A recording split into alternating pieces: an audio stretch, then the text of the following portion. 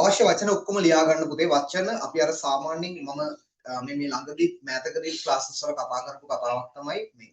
අපි ගොඩක් වෙලාවට ඔය රයිටින් වලට එහෙම නේ ලියන්න කරන්න ගියපුවාම අපිට ලොකුවට අපි අමාරු වැටෙන ප්‍රධාන හේතුව පුතේ ග්‍රැමර් දන්නේ නැතුවවත් වාක්‍ය රටාව දන්නේ නැතුවවත් එහෙම ප්‍රශ්නයක් නෙවෙයි අපිට තියෙන්නේ. අපි ගොඩක් වෙලාවට වචන සම්බන්ධව හිර වෙනවා නේ. වචන ගොඩක් ඒවා අපි අර vocabulary list එකේ අපි ගොඩක් ස්ටෝක් කරගෙන නැහැ නේ.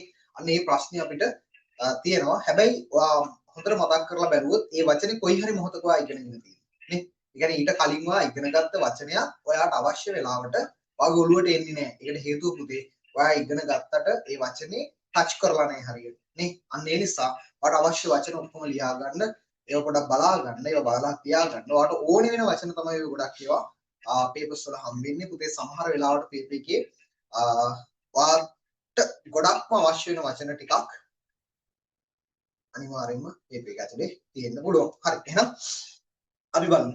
හරි. පුතේ අපි වැඩේ පටන් ගන්නෙ පළවෙනි ප්‍රශ්නේ ඉඳලා. ඒක මාරම ලේසි ප්‍රශ්නයක්. ඒ නිසා මම ලොකු වෙලාවක් ඒ වෙනුවෙන් නාස්ති කරන්නේ අපරාධයි නේ. හරි. ප්‍රශ්නේ කියවෙන්නේ. Match the following pictures with the names of the places given below.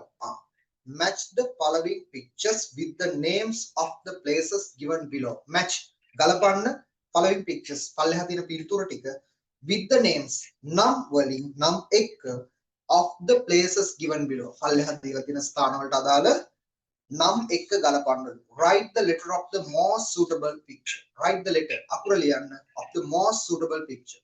වඩා සුදුසු පින්තූරයේ අකුර ලියන්න in the box given against each place.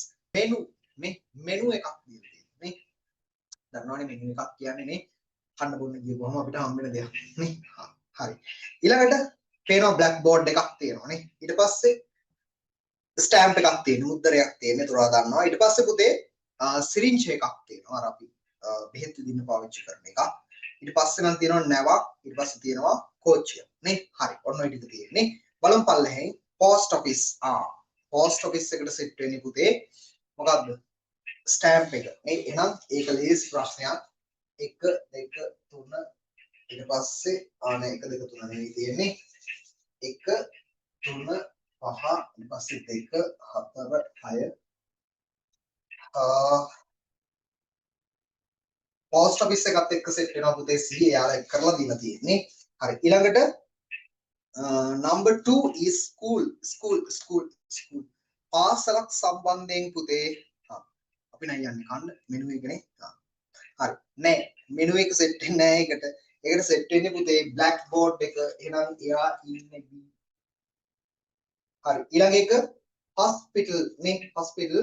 hospital එකට සෙට් වෙන්නේ D. syringe එක නේ.